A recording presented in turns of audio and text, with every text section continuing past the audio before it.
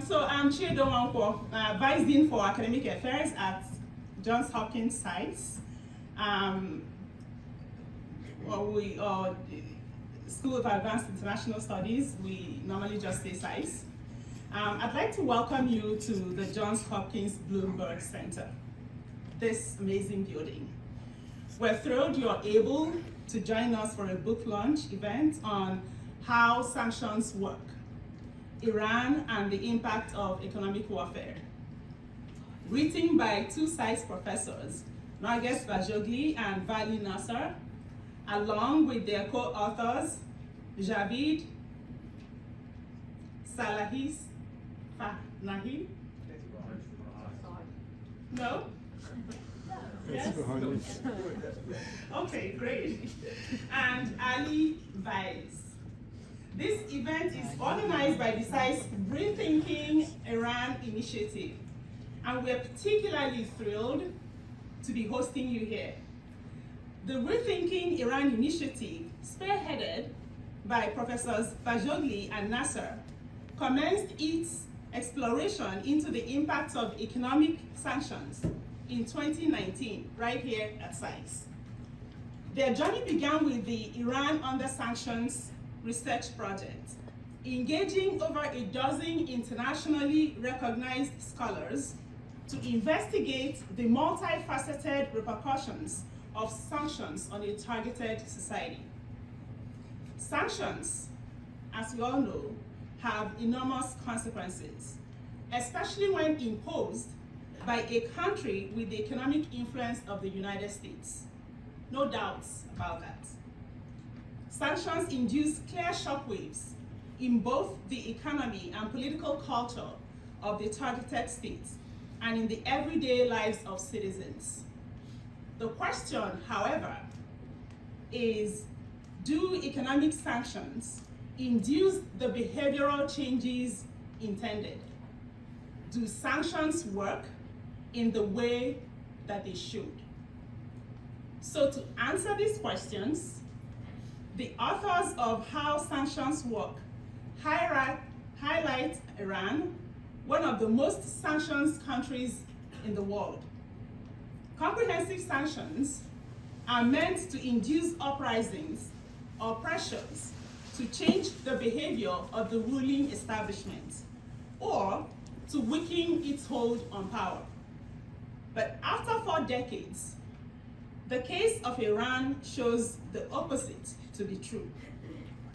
Sanctions strengthened the Iranian state, impoverished its populations, increased state repression, and escalated Iran's military posture towards the US and its allies in the region. Instead of offering an alternative to war, sanctions, to some extent, have become a cause for war. Consequently, How Sanctions Work reveals how necessary it is to understand how sanctions really work. Today, we gather not only to celebrate the culmination of the author's efforts to form in the form of this groundbreaking book, but also to engage in a discussion facilitated by Ishaan Tharoor, a distinguished foreign affairs columnist at the Washington Post. So again, thank you for joining us on this momentous occasion. And without further ado, I invite our esteemed authors and moderator to share their insights and perspectives on how sanctions work, Iran and the impact of economic warfare. The panel.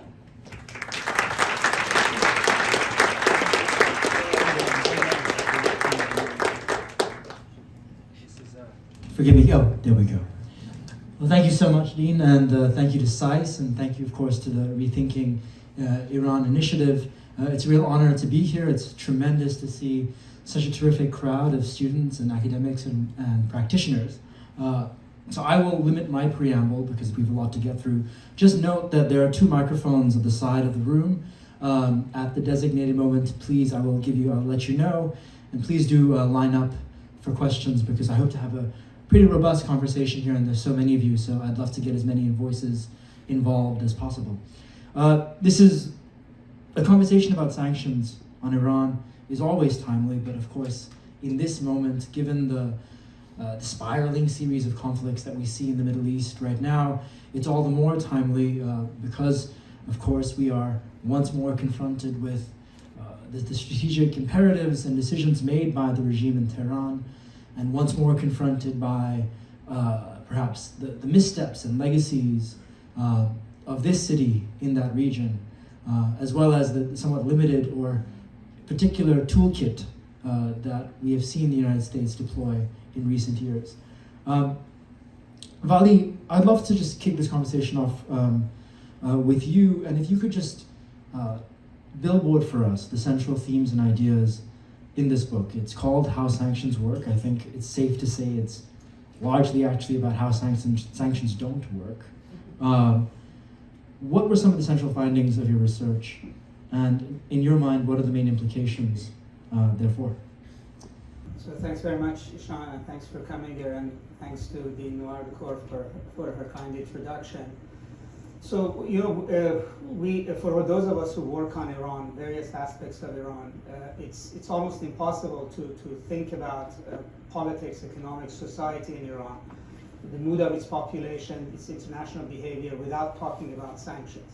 I mean, until the Ukraine war, Iran was the most sanctioned country in the world, in the most sort of consistent way over 4 decades, and particularly after the United States left the nuclear deal, it went under maximum sanctions. And therefore, every change, every behavior we see in Iran has to be examined under the context of what sanctions has done to Iran and how it has or has not changed it. And this also happens at a time when maybe because of Iran, the United States has honed the tools of sanctions implementation. For instance, the idea of secondary sanctions was built during the Obama administration around Iran, and then it's now become a sort of a habitual tool for the United States to use, largely believing that it's cost-free for the United States to impose sanctions. It doesn't require soldiers. It has often, in the case of Iran, minimal impact on the United States, with the assumption that it works. It's supposed to do what it does. And we looked and we saw, sanctions are either done as punishment for certain Iranian actions and behavior. It's imposed sometimes for deterrence or to change Iran's particular behavior, or in some cases, whether the United States says or doesn't say it, is done with the objective of regime change in Iran and sort of change the character of Iran as a whole. So, we thought that Iran is a great case study to actually look at this now most sort of powerful and often used tool of American foreign policy, and to examine, does it work and does it not work? And what we found is that it works in ways that we don't want it to work, and it doesn't work in the ways that we want to work. So Narges and I and our 2 co-authors each looked at different spheres. Narges looked at society and politics, and Iba has looked at the way it's implemented, as well as, again, on its impact on Iranian politics. Jawad Salehi Esfahani looked at its economic impact, and I also looked a lot on its impact on Iran's foreign policy decision-making and how it's changed the character of the regime. I mean, what we found is that, yes, sanctions obviously, as a scalpel, work, but what they've done to Iranian society is not what the intention is. It's destroyed Iran's middle class, the class that is the one that you assume is going to be the force for change or democracy or opening in Iran. That it has completely securitized Iran's economy. It has embedded corruption and networks in it that are not easily entangled even with regime change. It has also changed the character of Iranian politics in ways that are not necessarily what we would welcome. And where it hasn't worked is that it actually has not changed Iran's behavior. It hasn't changed it over 40 years, and in particular when it was put under maximum sanctions, which is supposed to give maximum result of either regime change or bringing Iranian to the table or getting him to behave less aggressively in the region. None of those have worked, and in fact, they have had the opposite impact. Iran has become more hardline, more strident, as we're witnessing even now in the region. It has invested much further in its network of allies in the region. It's now capable of deploying them simultaneously from Yemen to Lebanon, Iraq, Syria at the same time. It's become more brazen and risk-taking, as we've seen with the death of 3 Americans. And the nuclear program, which was supposed to be sort of shut down with sanctions, actually Iran is now essentially on a threshold level. It's easily and with impunity enriching at 60%, and periodically decides to go to 84%, and more than likely it will not be sort of pushed back from where it is. So if sanctions' objective was to bring regime change, it hasn't. If its objective was to change Iran's behavior, it hasn't. If it was to end its nuclear program, it hasn't.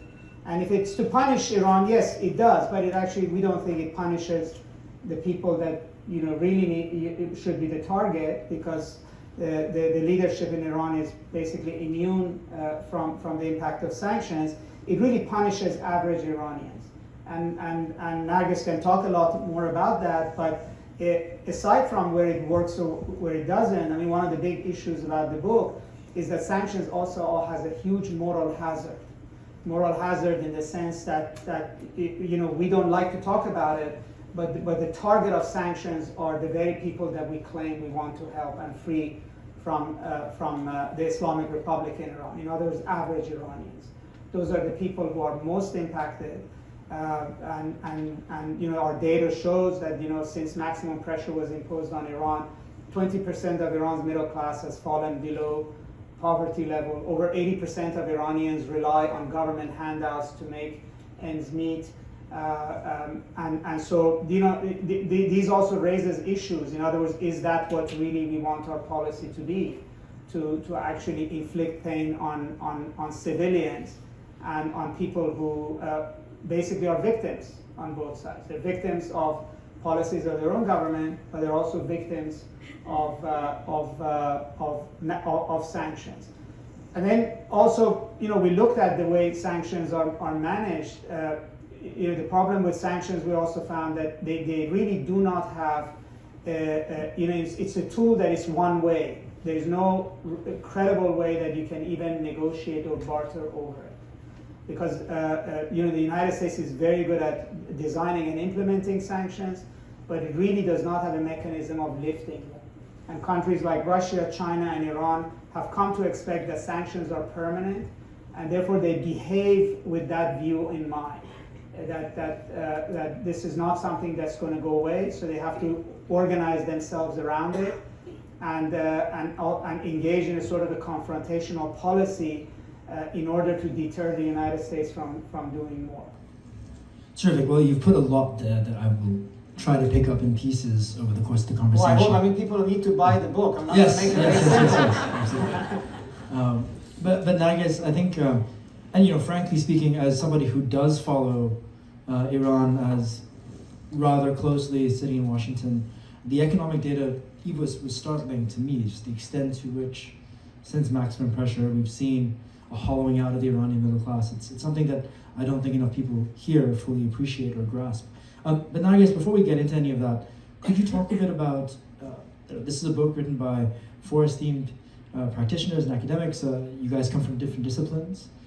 It's a very comprehensive study, but it involves a lot of different perspectives. And you also have some really interesting voices based on interviews that you've done sprinkled through the structure of the book. Could you talk a bit about the process of compiling all this and some of the depth of sort of voices that you encountered as well in your research? Sure. So when we started off this research here at Hopkins in 2019, we brought together scholars from all different disciplines and all over to really try to explain and understand and do original research about what sanctions are doing to the economy, to the environment, to the medical sector, sort of all as broad as we could get. Then we had that data in hand, we were working with those scholars, and we were putting that research out, but we realized that we need to also understand this as a whole in a narrative. And sanctions are purposely very vague and difficult. Like when you actually read sanctions, when Treasury puts them out, they're very, very difficult to understand the language, the verbiage. You have to sort of be specialized in it. And then sanctions also, as sanctions practitioners themselves have written and talked about, it's an invisible war. It's a war that takes place over a long period of time. Nothing, bombs aren't dropping. Photojournalists can't take pictures of what sanctions do over time, how it impacts people. And so what we wanted to do is we wanted to bring sanctions down to the human level. We wanted people to be able to see what sanctions are actually doing. And the way that you do that is by talking to people and by bringing their stories to life through narrative. And so that's why we actually start the book with Iranian voices from the very, very first page of the first chapter. And we take you through trying to understand from a wide range of perspectives and varieties, from activists to civil society actors, to university professors, to folks within the Revolutionary Guard, businesses tied to the Revolutionary Guard, folks who sort of have dedicated their lives in Iran's politics to reforming the system, folks who wanted to updo the system from the beginning, folks who are hardliners within the system. And we wanted to because sanctions impact everybody. It doesn't matter what sector of society you come from, but for some sectors, it ends up becoming beneficial, and for others, extremely devastating. And not just in their livelihood and their material well-being, but also in their aspirations. And, it has everyday consequences. And from doing research on sanctions itself, one of the things that we saw also was that sanctions are often studied from the perspective of the sanctioneering state, or from the perspective of how do you make sanctions more sort of smarter, or implement them better, tweak them more. And when they are studied from the perspective of the targeted society, it tends to often be in economic data, which again is quite abstract. It tends to be in some studies on like public health sectors, and especially Cuba, for example, and access to food in Venezuela and Cuba. You have studies like that.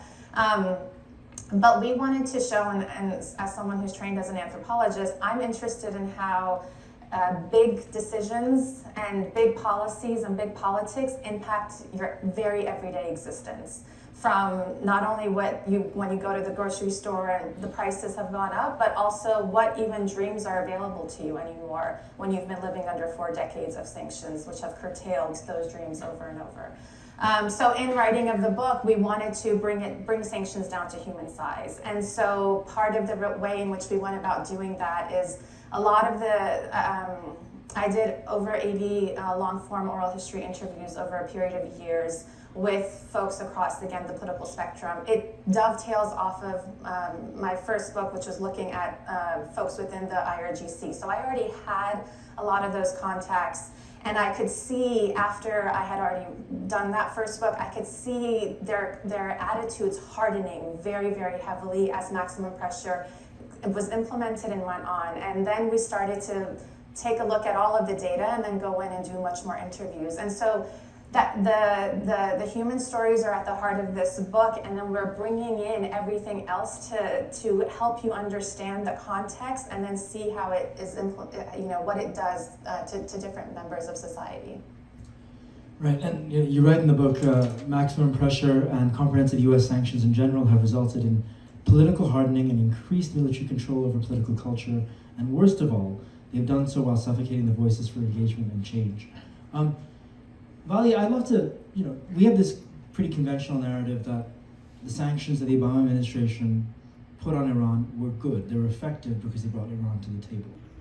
How do we see that era of sanctioning compared to, say, what followed with the Trump administration, which, I think by and large is a relatively negative and cynical view of what maximum pressure has achieved so far.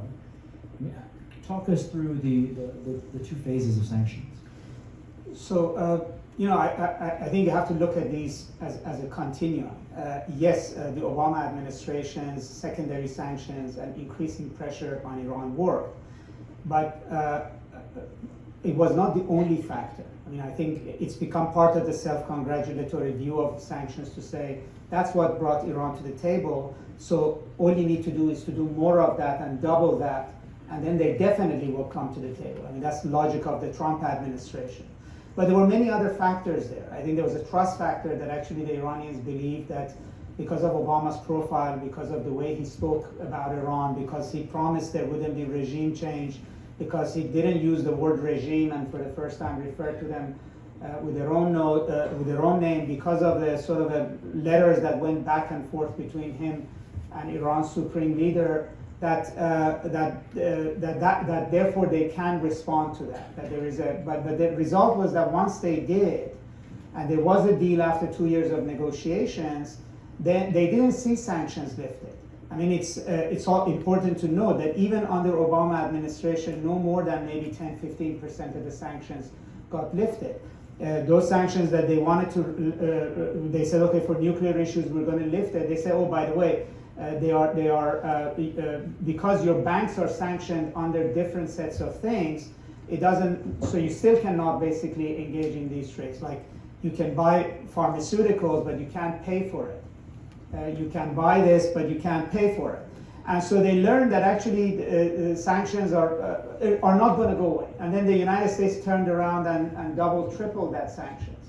And so it is not that sanctions at no point work, but the sort of sustained way in which it's used, and with belief that the more you use it, the more results you get, it's actually not working. So first of all, under Obama, just to shorten it, is that it was in more sanctions, but combined with also changing the environment to bring him to the table. There was a deal. I believe that deal, people may like it or not like it. On both sides, they think it was not enough. But it was a deal. And one side actually went ahead and implemented what it had agreed to. On the other side, the United States proved that it actually can't lift sanctions. President Obama was incapable of lifting sanctions. Congress is in the way. Sanctions are not like a regular ceasefire. You say ceasefire, you stop shooting. You say, okay, there's a ceasefire between Iran and the US, you stop enriching, but it's going to take me 18 months to lift these sanctions. And then the Congress is going to get in the way. The Congress has a voice in a way that it doesn't have with war. They may put their own sanctions. They may resist lifting of sanctions. And so the Iranians discovered that actually sanctions are not, they're not going to come off. And they're back. And they're back in a bigger way. And from the United States side, unlike in a war like we were saying when we talk about civil war, the US generally doesn't see a cost to sanctions, especially with Iran. It doesn't affect American businesses. We're not buying oil from them. You don't have to send soldiers in. It easily satisfies constituencies in the US, because when you impose sanctions, you could always turn around and say, I'm doing something, right? I'm doing something. Like, let's designate the leaders of this Shia militia in Iraq, as if it's going to impact anything with them. And without even thinking about how you're going to actually lift it. So in reality, the Obama era was an interesting sort of experiment to see whether sanctions can actually be implemented in a positive way. Is there a way to lift sanctions if you get an agreement? And all of those proved to be negative. US couldn't lift sanctions effectively, and then basically sanctions came back. I mean, the irony of it is, you may dislike the nuclear deal, but if you looked at it logically, is that you brought to the table, you signed to a deal, and then you said, this deal that you signed doesn't lift sanctions, it actually will bring more sanctions, right? So I would say that lesson's gone. In other words, we're in somewhere completely different now. Narges, I think this is a good moment to ask you what may be a very facile question, but given the depth of sophistication that exists within the US government, the long experience, the decades of experience in sanctioning Iran, the very smart people who are in Treasury and other agencies who work on this, maybe there's some here as well, so you're very smart people. How is it that we still have a prevailing situation where the regime itself that you want to target is the only entity that actually is doing quite well, and everyone else is suffering? How does it happen? How does the IRGC, for example, manage to accumulate the wealth and power and consolidate its position the way it has? Yeah, that's a great question. So let's think through sanctions together, okay? Sanctions are implemented on a country, and when they're implemented against a country like Iran or Russia or Cuba or Venezuela, right? These are countries that at their very core also have a political identity that is anti-imperialist or anti-Western, whatever you might think of that. But nonetheless, that's what they believe in. So sanctions are imposed on them. With that kind of political identity, they're not going to put their hands in the air and say, okay, our bad, what can we do to get back to the good side of you? Instead, what they're going to do is they're going to figure out how to bust sanctions. So what does that mean? When sanctions are imposed on a society, that means that doing business with that society becomes either extremely costly or you're breaking a ton of laws, okay? So when the country now wants to trade or get things to come in and go out of the country, when the prices shoot up in the ways that they do, because all of a sudden you have to pay much more to get the same products that for, a while back you were getting at a lower price, a few things happen in that instance. One is that trade goes on the black or gray market. So there's a lot of kickback that ends up happening. There's a lot of corruption in that entire process. And then there's an entire industry of washing money in the country, which we can talk about in a second, because that's also transforming society. Iran is flushed with cash because there's a lot of washing of the money that's happening, but the flushing of the cash is also impacting certain ways of life and certain things that are coming up. Now, on the other hand, independent business people within Iran have a much harder time functioning under sanctions because the price of everything has gone up, and they do not have the backing, if they are independent, they do not have the backing of the regime or the IRGC. And they need that because the IRGC or any military of any sanctioned country is the one that secures the borders, and then therefore is the one that is in charge of letting things in and out of the ports, right? And when things are sanctioned, not only are they the ones in control of what's coming in and out and can get the kickbacks of the things that go in and out, and this is all happening again on the black and gray market. So again, you're flushed with cash.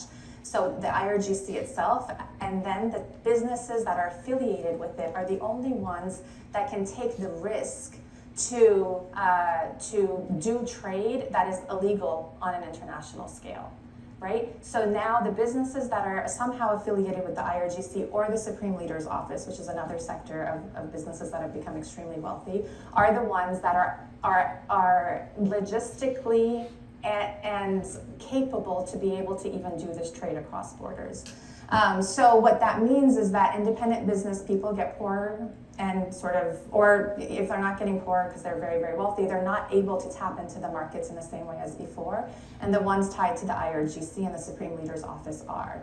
So that's on a very basic level. And then that ends up having a ton of sort of repercussions as far as then, access to be able to trade. Now, the flip side of this that we're seeing is that for a lot of younger or like micro businesses, so younger business people, they're actually resorting to an autocracy in a way because, and in some ways they're finding that to be positive because some of the interviews that we did, especially from younger female business owners, is that they now don't have to compete against foreign goods that are coming into the market, and so they are able to do. There's a ton of independent businesses that have started up, but again, their access to be able to grow is very limited under this kind of atmosphere.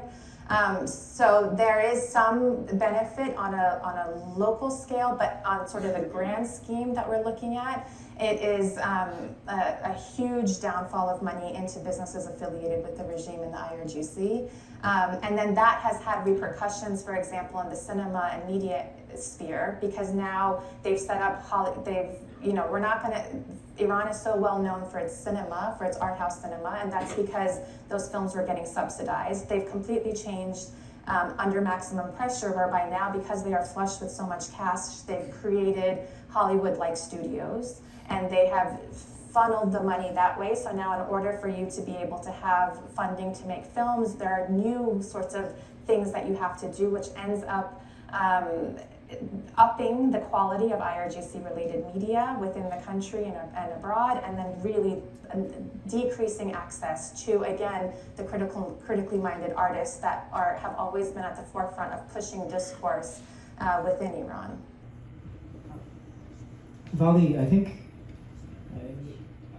we can assume, or is it safe to say that the Biden administration has effectively, given its lack of movement with Iran or vis-a-vis the Iran file, that it's continuing maximum pressure, if not in deed or word, if not in word but in deed.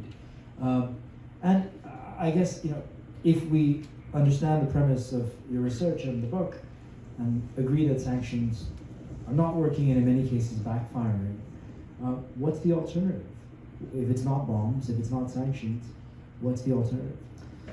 I mean, I think the experience of the Biden administration is instructive. So when the Biden administration came in, or before it came in, during the campaign, it had indicated that it wants to go back into the nuclear deal.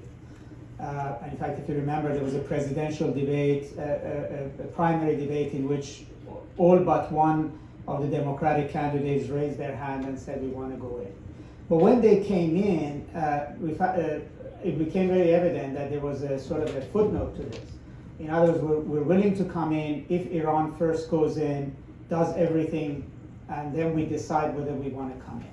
And the attitude they had was that maximum pressure is working, why touch it, right? So the only difference with the Trump administration was that Trump wanted to negotiate a whole new deal using maximum pressure.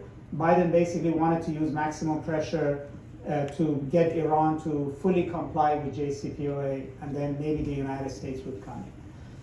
So the Iranian reaction, and that's exactly where sanctions don't work, didn't cave in. What they did, and I have to say, the United States, contrary to belief, was not interested in talking to Iran between January of when it came in and almost May of 2020. It was not interested in 2022, I'm sorry. It was not interested in talking to Iran. It was basically saying, you first go back in, you fully comply, and then we'll see. And so towards May, there's a famous speech that the Iran supreme leader gave in which he said, okay, if that's your attitude, we're going to go to 60% enrichment. Let's see what you want to do about it. And they started basically firing off centrifuges to go to 60%. It's at that point that the Biden administration decided that he wants to talk to Iran, and he went to Vienna. And now the Iranians basically said that, yeah, we can come back in, but we need a lot more from you than you promised last time. This time, we dismantle centrifuges in a sort of a coordinated way with you lifting sanctions. If we cannot verify you lifted sanctions, we won't dismantle. It's not going to be like last time where we dismantled everything and you did it. You have to prove to us that you will actually dismantle, and that you have to prove to us that none of these sanctions can be reimposed. And then you have to give us guarantee that no other American president will do what Trump did. Barring that you have to guarantee that there will be no additional sanctions until while you're president. And Biden couldn't do that. I mean, the reality was that in the end, the U.S. was eager to sign, but the U.S. could not address any of these demands that Iran had. So designation of IRGC, sanctions that have been put in, lifting sanctions on financial, but particularly guarantees. That we want guarantees we didn't get you from you last time, and we, as the Supreme Court said, you want verifiable verification that we've dismantled centrifuges. We want verification that you've dismantled sanctions. So what the United States found with Iran, that Iran now was much more difficult to deal with, right? Much more difficult to deal with. It now had a lot more enriched uranium. It had grown much closer to nuclear capability. It was no way to roll back the knowledge that they had got testing advanced centrifuges. and also Iran was demanding a lot more, right? I mean, right now, as things are happening, let's say that you say, is there a possibility for an Iran nuclear deal? There's always a possibility, but the United States will have to give a lot more than it did in 2015 to get Iran back to 2015. And even if you got Iran back to 2015, Iran will never be 2 years away from breakout. Iran will always be between 6 months to 2 weeks from breakout. Not because they're doing anything under the ground, because it's up here now.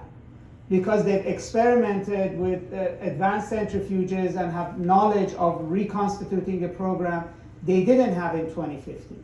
So that's where we're saying that sanctions had backfired. You know, it's not that the Iranians won't make a deal, but Iranians now understand how sanctions work, without reading the book.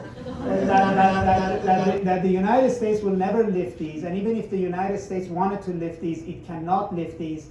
That unlike wars, unlike shooting, that here the United States president is absolutely powerless before Congress. And if you want something from Iran, now you have to pay a much higher price than you did before. And so I think that's the lesson of the Biden administration. If you say did they make a mistake? Yes. I think when they came in 2021, they should not have assumed that maximum pressure is working. There was a much bigger window there. It was much easier to deal with the previous Iranian president. I know it's very easy to say all Iranian leaders are the same. There's no difference between Rouhani and Raisi. That's when, you know, if I go to Pakistan or to the Middle East, they say there's no difference between Biden and Trump, right? Or between, so this is makes as much sense to me as the other way around. It would have been much more possible, and it would have been much more possible to cut a deal with Iran before the Iranians taste 60% and get away with it, right? They hadn't done that until May to do 60% and then to do 84%, and nothing more can happen. And when you put people under maximum pressure, there's nothing more you can put on them, right? So right now when the administration wants to add people, it literally looks for somebody, like they said, okay, why don't we sanction Iran's foreign minister, the one who actually negotiated the deal, almost like you're punishing for actually having negotiated the deal. But because we run out of sanctions. Literally, they're completely out of the market. I would just add one thing to what Narges said. You know, one of the impacts of the sanctions is that it also has led Iranians to become fairly self-sufficient in ways that we didn't expect. In a way, they've become the first post-oil economy in the region. When first the Iranian drones were used in Ukraine, I remember talking to an major Asian investor, and he said Iran's drones are all the talk in Asia because everybody wants to know how they do it. Everybody now believes that Iran has mastered the technology of going around sanctions. And that's what the Russians are interested in Iran.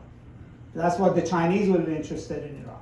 They want to know how do you actually can make advanced missiles and drones using Western chips and create a network around the world to do these. How can you make your own version of Pepsi and film and consumer products and manufacturing, etc.?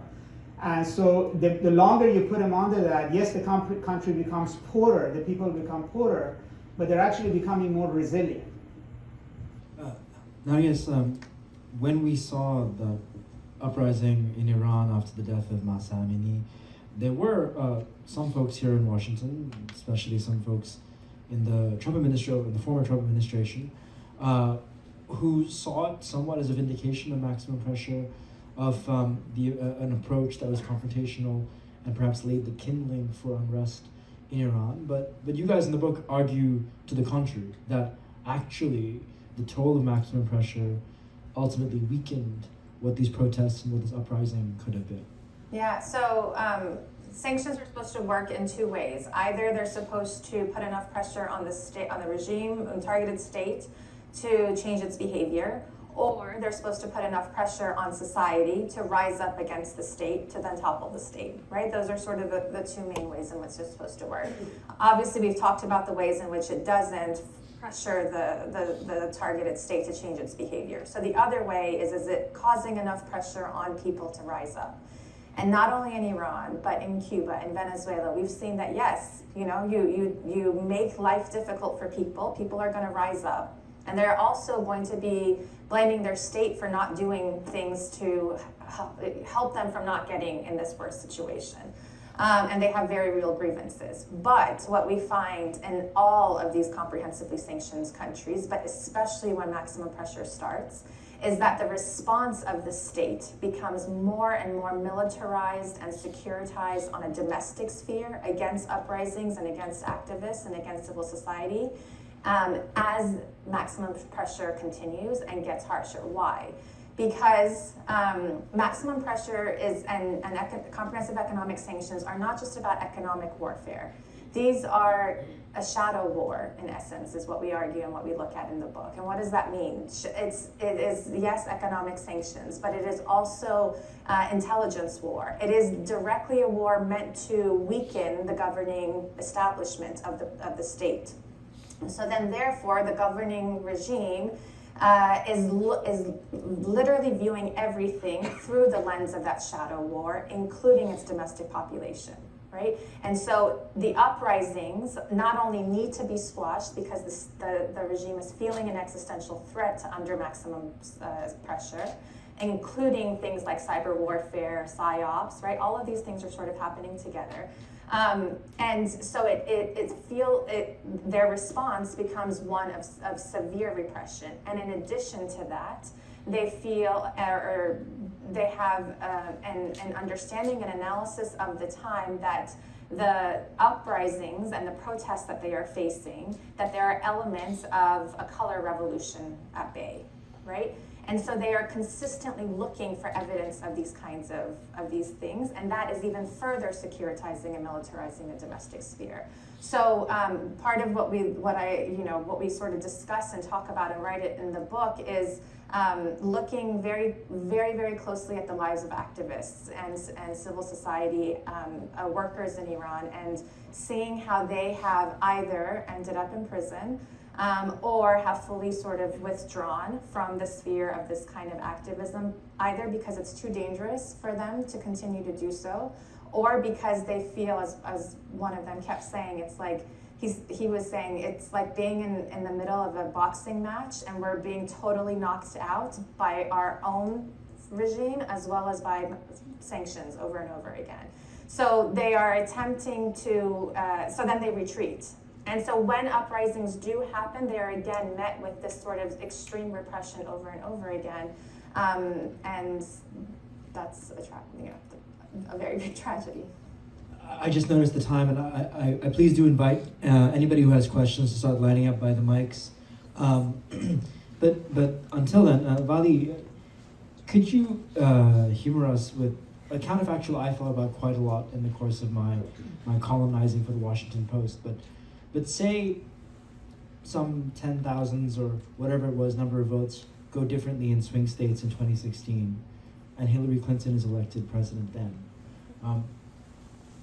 How different would the course of events vis-a-vis Iran look like to you, and what could the JCPOA have become? I mean, it's not a given that JCPOA necessarily might have worked smoothly under Hillary Clinton, and she was much sort of more hawkish than Biden was. But I don't think she would have come out, and she still would have used JCPOA as a basis to then get into sort of further agreements, both nuclear and non-nuclear with Iran. I mean, I would put the counterfactual on the other side. So when the government of the then Iranian President Rouhani decided to enter into the discussion of JCPOA and people around him, their calculation was that if JCPOA had been fully implemented, which itself is a question mark, had it been implemented over a 10-year period, the size of Iran's middle class would have grown by about 35%. And that much larger middle class in Iran would be a force for political change. In other words, the the Rouhani government did not see the nuclear deal as a nuclear deal, just as a sort of a disarmament deal. It saw it as two important things. One, it was to anchor Iran's politics and economics in an economic relationship with Europe and the United States. In other words, as businesses come to Iran, as Iranian businesses go outside, that this basically anchors Iran in that relationship, and that will then play a role in a gradual transformation of Iran. And secondly, that the opening of Iran's economy will not enrich the regime, but would enrich the class in Iran, which is pro-change, right? So that's what didn't happen. Now, you put the opposite. You asked Narges. I just want to add to that. So why didn't last year's protests become much bigger? I mean, one is that, yes, young people came out in large numbers. Why didn't their parents come out? They're all unhappy. Why didn't the parents come out? Because they can't afford to. Because an average impoverished Iranian middle class has to work 2-3 jobs. Everybody in this town was talking about, just like 1979 in Iran, you need the labor in Iran to go on strikes. 2/3 of Iranian laborers are day laborers. They can't afford to not work. Who's going to pay for that? Who's going to pay for their families? As I mentioned, 80% of Iranians now rely on some form of government handout to have ends meet, right? Poverty, it's a mistake to think poverty causes rebellion and pro-democracy movement. It's an independent, prosperous middle class that does. And just one comparison between Iran today and 1979 revolution. In 1979, I remember a comment that, it was amazing that an Iranian university professor or an Iranian journalist could go on strike for 2 years without and eat out of his savings, could afford to stand up to the Shah. Iranians can't today, right? And when we had that movement in 2009, when 2 million Iranians came to the streets, I mean, that was the height of, you had a much more vibrant, larger middle class. And so that's what Rouhani wanted. That was what the promise of JCPOA was that if you create that class of people, it can, maybe it wouldn't be successful, but at least it could attempt to stand in the way of IRGC and the clerics and be a force for change in Iran. Terrific. I see some people lining up here. If you could keep your questions brief, please identify yourself. Take it away over there. I'm Sarah Rahnama. I'm an assistant professor of history at Morgan State University, Middle Eastern history. So my question is about applying what you know about sanctions to other contexts. And I'm thinking of another Middle Eastern context in which I think American actions have had unintended consequences, and that's in Israel. And particularly the fact that the way the government has given a kind of blank check has emboldened some of the most extremist elements in Israeli politics, maybe ever. And meanwhile, the Biden administration is saying, well, we still want a two-state solution, and there's this conflict happening on the ground there. And so I guess I'm just wondering, do you think that sanctions could be a tool that ever works in other contexts to maybe to stifle more extremist elements, bring other elements to the table, for example, in that context? Who wants to jump on that grenade? Sorry. I mean, I to be honest with you, I don't have the off-the-cuff answer to that because it's a complex situation, and I haven't really thought about it before. I mean, the Middle East cases we looked at was like Iraq before or Syria, where you have some kind of a comparison. I mean, one of our takeaways is basically we don't favor sanctions. I mean, I'm not sold on the fact that the way that it's designed and the way that it's implemented, that it actually works, that it actually has that persuasive power. So again, the president, sanctioned a number of settlers recently. I mean, I think that's more for show, right? That's more to sort of say to Arab Americans, Arabs in the region that I'm doing something, right? Or try to use that as a signal to sort of try to force the hand of Israeli prime minister during these negotiations. But if that's what the U.S. policy is going to be, then I would not hold my hopes high. So I came away from all of what we did to believe that the value of sanctions has to be significantly reduced as an effective tool of American foreign policy. The only thing that I would add to this is that sanctions.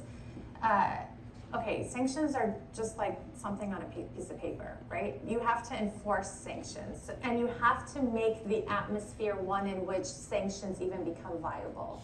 So what does that mean? So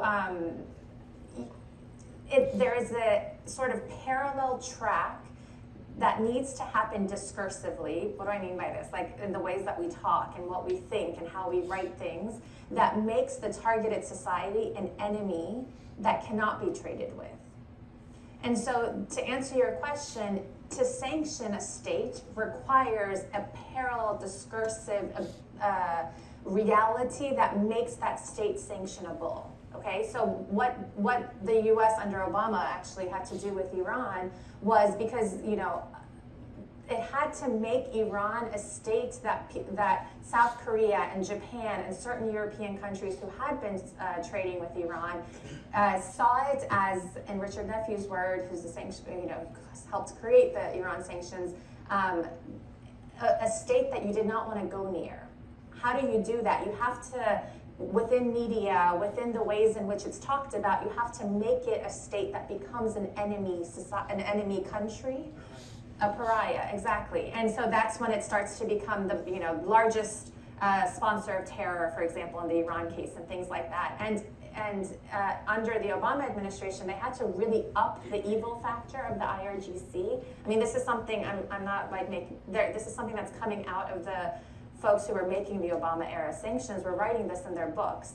And they end up saying that was a mistake that we made, because we actually ended up then creating the IRGC into this sort of larger thing.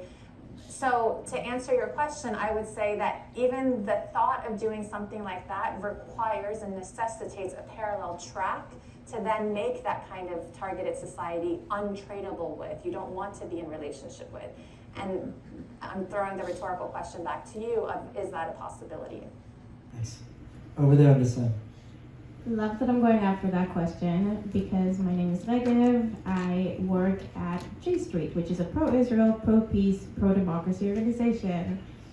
We did some work supporting the JCPOA in 2015, and I've worked since to try to get back to the JCPOA. Happy to talk more about how to improve the situation in Israel if anyone would like to afterwards. But my question was, and from the conversation up until now, the framing seems to be that the issue is not with sanctions as an idea, but the comprehensive sanctions, right? So maximum pressure campaign, the issue of designing sanctions in a way that is unliftable, designing sanctions that target too much of the actual civilian population rather than the target audience of the sanctions.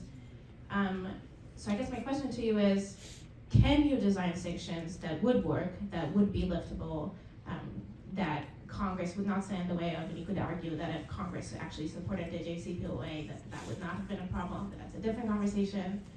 And can you, I guess a question that was asked, but I don't think we had time to answer during the discussion is, if non-sanctions, and we don't support military strikes of Iran, and we don't support a nuclear program, then we go back to, then what?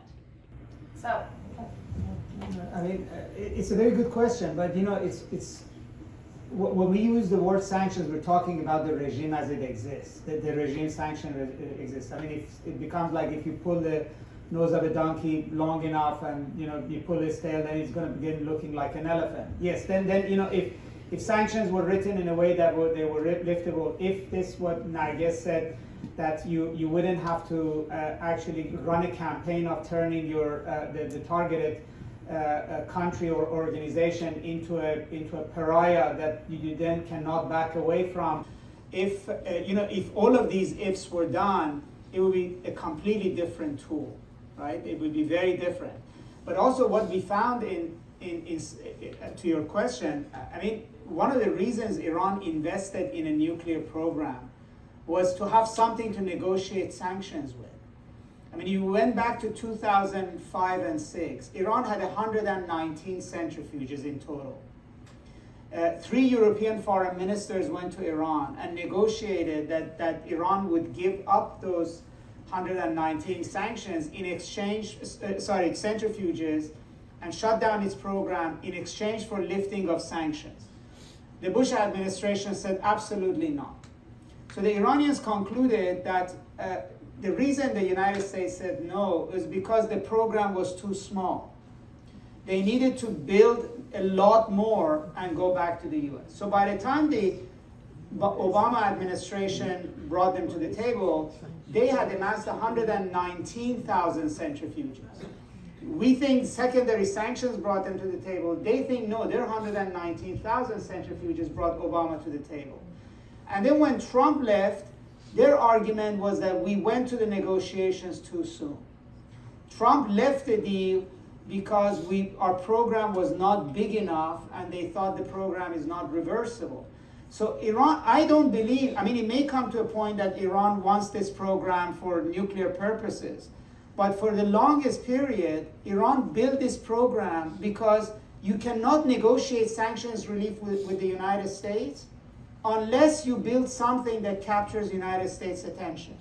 Because the US can impose sanctions and just forget about you. And again, finally, I finish with this, like when the nuclear deal could not be signed in May of last year, May of 2021, the Biden administration just forgot about Iran, right? But the Iranians can afford to be forgotten because they're sitting on the maximum pressure. There's no skin off the US's back. So what did they do? They let it be known that they had enriched uranium to 84%. And they started upping their attacks on US bases in Syria. And so the US took notice, and in May 2022 sort of arrived at an agreement, secret agreement with Iran in Oman to sort of keep things quiet going forward. So it's the sanctions that have given Iran incentive to build this nuclear program. I don't think it's the other way around.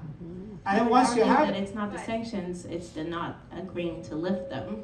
Well, it's the agreeing to lift them is basically a problem that's built into the sanctions, right? In other words, the way they're written, it's not easy to lift them. People who wake up in the morning, go to Treasury, they're very good at it. They're often, excellent lawyers who are trained not to leave a cent on the table. They never think about the lifting part, right? And then when you turn countries, when you turn IRGC into sort of the worst pariah, since World War II, how are you going to lift sanctions on it, right? In other words, when the Iranians say, okay, we'll sign the nuclear deal if you lift the designation on IRGC, there's no American president that has sufficient political capital to do that. When the Trump administration put sanctions on the central bank of Iran, the argument was that for the Biden administration to lift this, the president of the United States has to guarantee that never, ever, ever has the Iranian central bank ever given money to a illicit organization. That is such a tall order for an American president to do that he basically says, no. But if you change that, then we're not dealing with this kind of regime, right? Yes, then sanctions can be much more effective if you basically could show a way that sanctions will be immediately lifted if you reverse the bad act that you made. But that's not the way it works.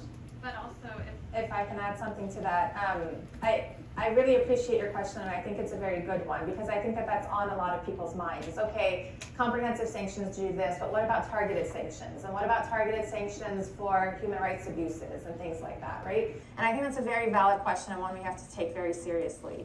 A few months ago, I started another research project here with scholars from around called The Anthropology of Sanctions. And what we're trying to do is to say, okay, Iran has been the most sanctioned country in the world until very recently. There are lessons that we've taken from it, but what can we learn about differently sanctioned countries around the world in other spaces, right? And one of the things that we're finding, for example, let me give you the example of South Sudan, and these are coming from my colleagues who study that region of the world and that country in specific. South Sudan is a country in which many of the activists asked for targeted sanctions because of the genocide in Darfur. What we're seeing now, and what scholars of South Sudan are seeing, is that over time, those targeted sanctions in effect act like comprehensive sanctions. Why?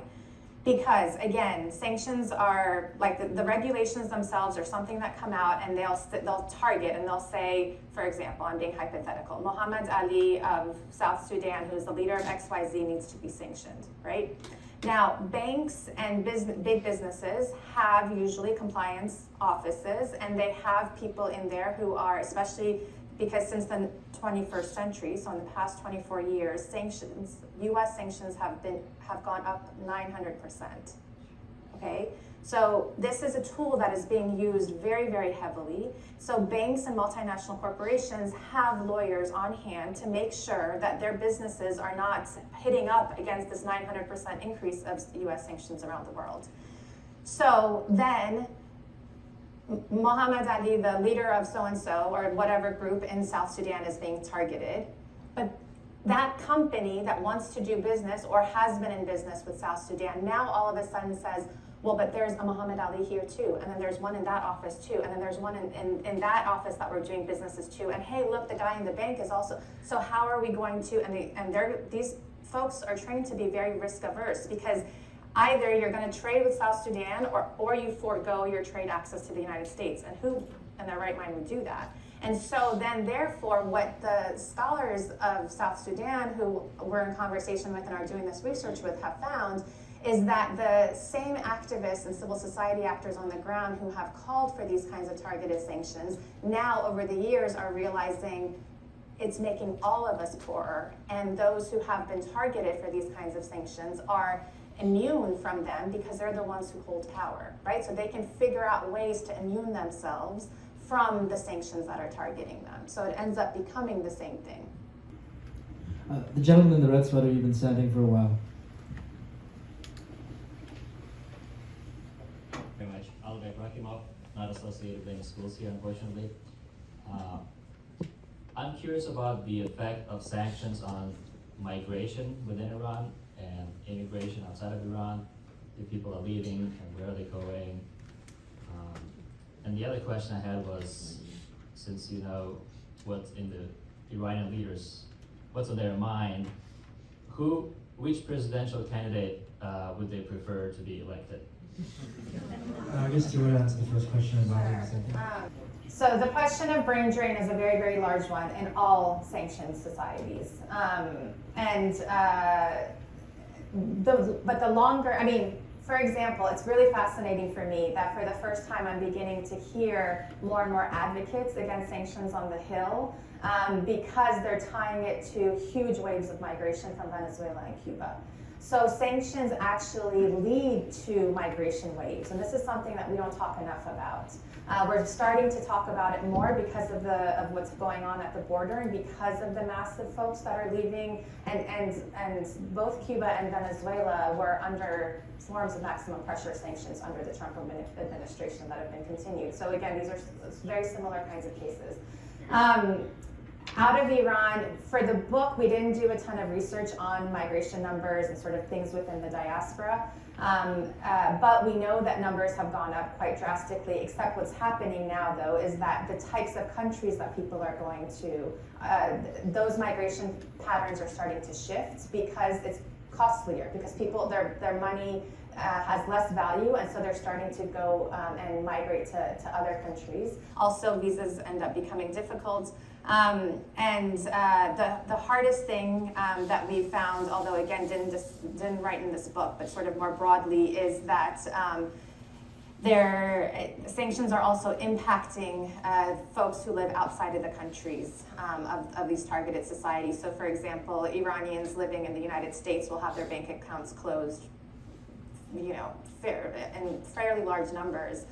Because the bank will think, oh well, you're from Iran, therefore you're sanctioned, and they cut off their bank accounts without any sort of warning, as well as other things like, again, like as I was saying to Sada's question, this is also a discursive battle, right? And so what we found in the past few years is folks on student visas from Iran, for example, that are on valid student visas who end up getting deported for various reasons. One of the things that I have to do quite a bit is show up to asylum court because of folks that are, for example, fairly recently with these religious minorities who had been caught up in asylum court and were going to be deported because they had done their mandatory service with the IRGC, which is a foreign terrorist organization, right? So there are all of these different ways in which these regulations, again, impact everyday life, not just within the country, but also then reverberate outside in various ways.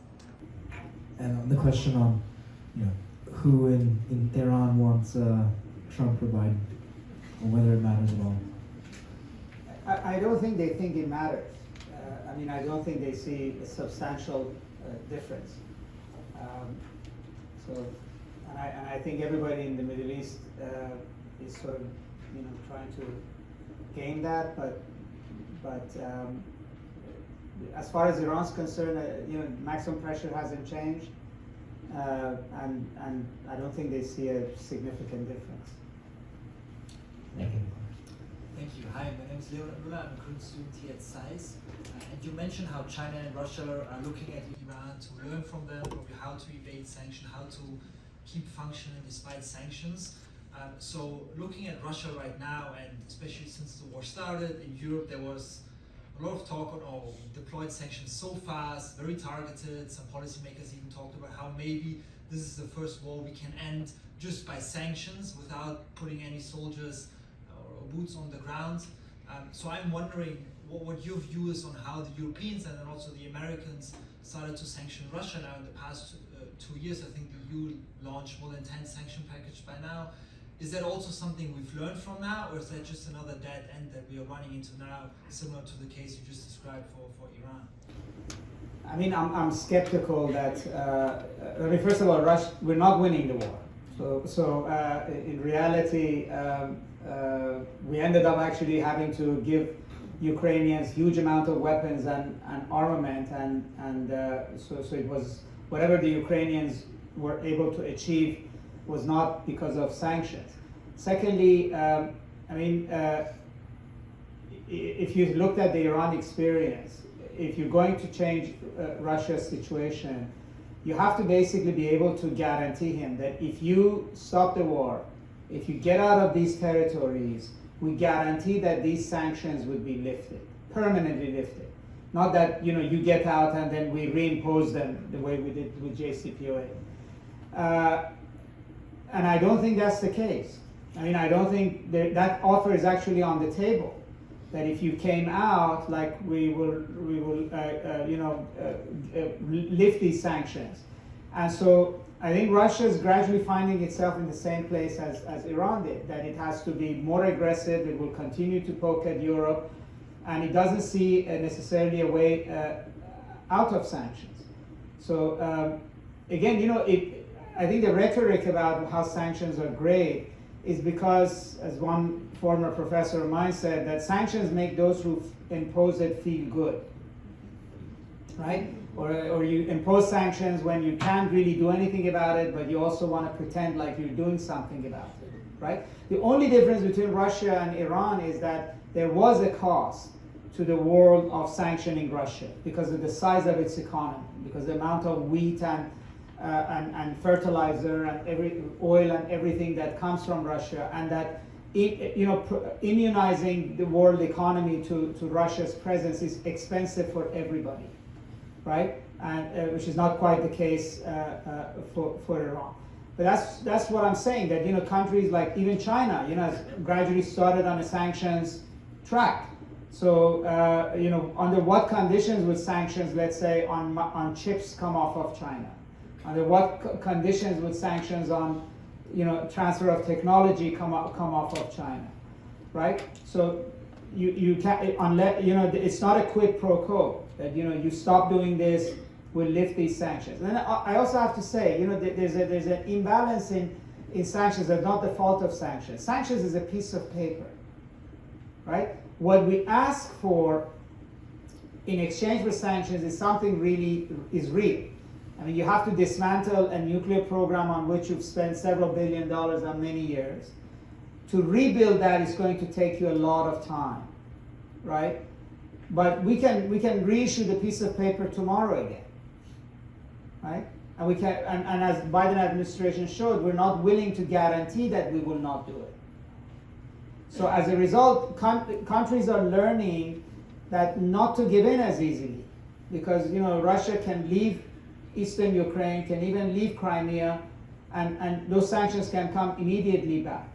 And the argument that's on the table is that the only way these sanctions will go is if the supreme leader leaves Iran or Putin leaves Russia. And that's not a great incentive for those leaders who actually have to make the decision right now. And then you say, okay, maybe your people will remove you, which we end up with where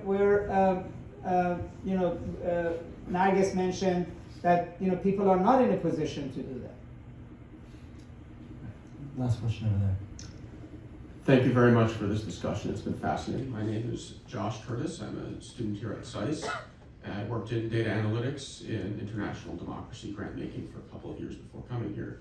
So the point about even targeted sanctions, making it through bank de-risking very difficult to even support the good people in these countries is well taken. And the point about sanctions campaigns often acting as externally imposed protectionism that seals off countries and their culture and their economy from the world stage was really a fascinating one. But I'm also interested in the counterfactual here, which it would be nice to think that lifting of sanctions leads to integration and uprising by the middle class, that because of their power, politically, economically, they're able to force the hand of the regime to either reform or leave the stage. But we see in the case of other countries with which the United States has engaged, culturally, economically, diplomatically, as an opponent, with the idea that it could bring about that kind of reform, most notably China, but also to some extent Russia, and during the Cold War, the Eastern Bloc, either end up having more power with which to face the United States rather than go through a process of reform, or crush the people who rise up against them. In the case of the Prague Spring or Tiananmen Square. How do you think about those kinds of counterfactuals, especially when you don't have a President Rouhani in power who hopes to use the empowerment of the middle class to reform the regime, but you instead have a Raisi? So the question is... So how do you think about the counterfactuals that lifting of sanctions, as much as sanctions themselves may not deter a regime, that lifting them will empower them to just do more bad things? I don't think so. I mean, if a regime is a bad regime, the question is, imposing sanctions doesn't make it better. In other words, in the case of Iran, it hasn't softened the Islamic Republic. In fact, the opposite. Right? It has made it more brutal, more securitized. It has made the lives of Iranians much more difficult. Right? There's a very clear sort of trend line between more sanctions and more brutal behavior against the population. Right? And look, we don't live in a world of ideals. It's not like either countries are really democracies and they're great, or they're really horrible. There's a lot of gray area in the middle, and all regimes, all states are continuously evolving. We sometimes will have an issue with a country. We disagree with them invading somebody else, or we disagree with them doing certain things. And yes, sanctions can be a tool, but not in the way in which it's imposed. I mean, not as a silver bullet that's going to solve all of our problems. So you would say, yes, if Tiananmen Square, there was once when, the Soviet Union invaded Afghanistan and we boycotted the Olympics. and we boycotted a lot of other things, and we tried to punish them. But during the Carter era, there wasn't like we're going to put the Soviet Union under massive sanctions and basically try to cut it out of the world economy. We can use varieties of tools, but periodically there are conditions with countries that are negative for us, and we don't like it. But the evidence is that using sanctions actually does not help. Right? On none of the criteria, it doesn't make those countries behave better domestically or internationally. In fact, the opposite. Because of the way the sanctions are structured, the incentive structure is for the countries to behave worse in order to get something from us. Because they know sanctions don't get lifted unless they become more menacing and more threatening. Look at the case of North Korea, for instance. North Korea's ultimate objective is for US sanctions to be lifted. I mean, at the end of the day, you would say, why are they investing so much in this nuclear capability, in missiles, etc.? Is because they're under sanctions, right? So, end of the day, the only way they know how to handle the United States is to become more menacing. There's no other way for them to sort of have a positive engagement. So, if 2 nuclear bombs don't make it, we're going to build missiles that can deliver them to Seattle. Now, maybe now you will talk. And ultimately, because of our domestic politics, because of the way we think about it, it's impossible for us to say, okay, let's have a positive engagement with North Korea. So North Korea is locked into essentially becoming more and more and more dangerous. Now, I guess, do you have any closing thoughts? Well, I think we're at time. Thank you so much for these terrific questions, and really thank you so much to SAIS for hosting. We left a lot on the table, which you can all pick up when you pick up a copy of the book. So thank you very much.